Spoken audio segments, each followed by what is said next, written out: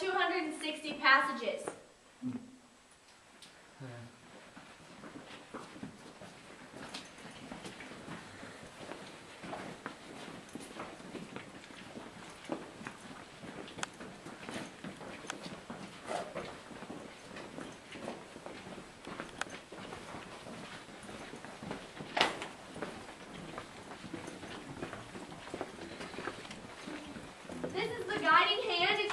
Navigational landmark, but they call it the guiding hand because they say that this looks like a finger pointing the way out.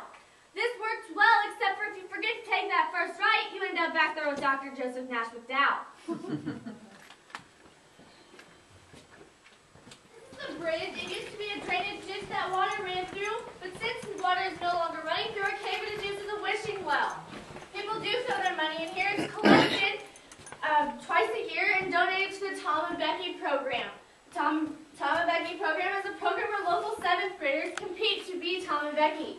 There are 5 couples chosen and 1 couple chosen as the Tom and Becky. They go around town and all over the country as Tom and Becky, telling the stories of Mark Twain and the stories of Tom and Becky, and they know almost anything you can ask them about the town of Hannibal or Mark Twain. As I come in here, everybody can take a seat.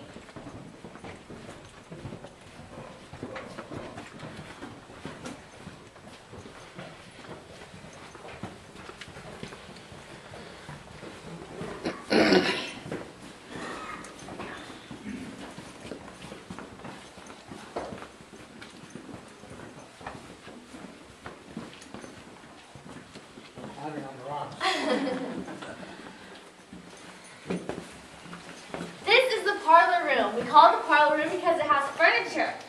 This is our long overstuffed couch. Down here is our footstool, which you guys are all sitting on as the love seat. Behind you are the bookshelves. And what would a parlor room be without music? This is our grand piano. Can anyone guess what kind of music we play on our grand piano? Spooky. Hard rock. Now I'm going to continue our story of Tom and Becky. Well, since it was dark, they couldn't see anything, Tom and Becky decided to crawl. They crawled all the way up here and sat right there on that love seat. Becky was really upset, so she started crying. Tom decided that he needed to do something to cheer her up. He picked out some cake from the picnic that he'd saved in his pocket, got it out of his pocket and handed it to Becky and said, "Look, Becky, this is our wedding cake." Well, this made Becky smile for a minute, but then she remembered she was stuck in the cave with this boy. So she started bursting into tears. And Tom decided this was probably the time that he needed to say those 3 little words that men just don't like to admit very much. Does anyone know what those words are? He says, "Becky, we are lost." So then Becky just started crying even harder, and Tom decides he has to get her out. So he gets some kite string out of his pocket, ties one end around his finger and one end around Becky's finger, and takes off that way, trying to find a way out. When he comes down there, he comes to a drop-off and sees a torch up ahead. So he starts to make as much noise as possible to try to get whoever in his attention. But then, as it gets a little closer, he realizes it's someone he doesn't really want to see. Do you guys know who that is? Injun Joe. It was Injun Joe. So then Tom decides that he's just going to run back this way and take his chances with the bats. The reason Tom doesn't want to see Injun Joe is because he just testified against him in the murder of Doc Robinson. The last words Injun Joe had said to Tom Sawyer that day were, "I'll get you, Tom Sawyer." So, of course, he grabbed Becky and took his chances with the bats. Injun Joe, hearing all the noise, thought it was a search party coming after him and took off that way. And that's the way we're going to go. First, I would like to talk about the lighting. Our first lighting was put in 1939, and it was replaced in 1979. It's about 6 miles of wiring.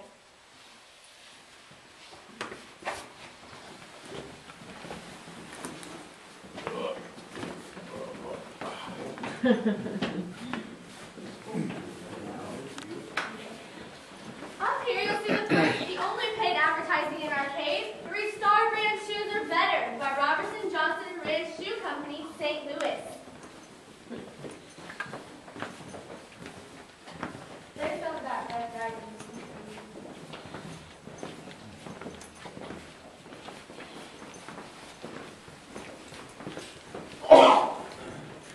This is the drop-off. This is where the actual drop-off is in the book that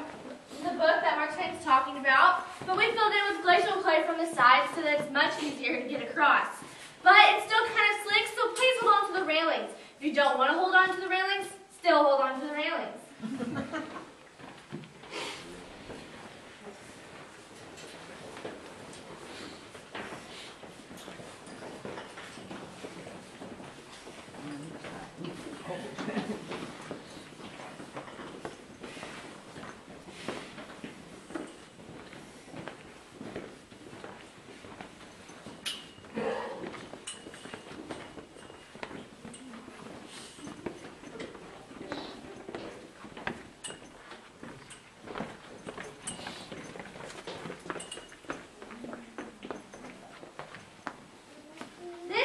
Treasure room. Tom and Huck were on the second floor of the haunted house listening to Injun Joe and Rough Potter talk about where they were hiding a treasure in room number 2 under the cross. They were listening through a knothole on the floor, and they went around town searching for room number 2's under the cross. But of course, they couldn't find them, so they gave up. They came into the cave one day, though, and were playing, and looked up here, and saw this cross and the lifeline. They figured we must be in room number 1, and that down there must be room number 2. They jumped down in there and found a treasure. They turned the money into Judge Thatcher and to see if anyone had claimed it missing, and they hadn't. So the boys got to keep the money, and they were given $1 a day until they were old enough to manage the money on their own. The rest is history. Now, does anyone want to volunteer to stand under this rock right here? No one? This is called the hanging boot. They say that if you've lied, cheated, or stolen in the past 3 days, the boot will fall on your head. Okay, go ahead, Jim. It looks like a dress. Huh.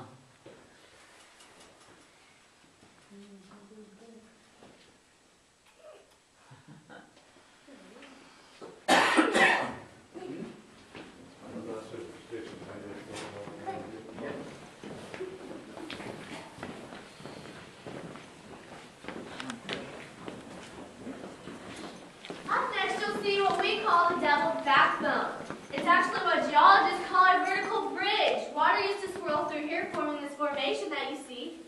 And we call it devil's backbone because this rock right here looks like the devil's face. Huh.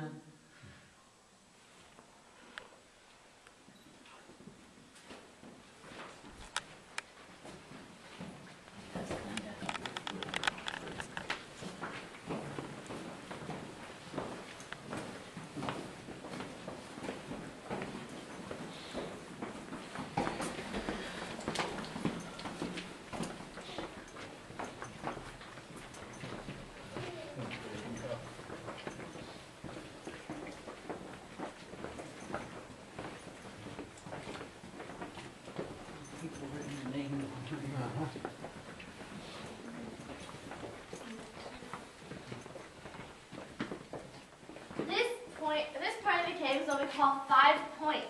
This is actually where 5 passages in our cave come together in one area. That's passage number 1. Over there is passage number 2, 3, 4, and 5. Passage number 5 actually owns the oldest dated signature in our cave. Reads Beach and Steel Explorers, 1820. To give you an idea of how old that is, Missouri didn't become a state until 1821. This is also where Norman Rockwell painted his famous painting, The Adventures of Tom Sawyer. In our other cave, Cameron Cave, we actually have a part where 6 passages come together. If you keep your ticket stub, you can actually get a discount on the price of your Cameron Cave visit.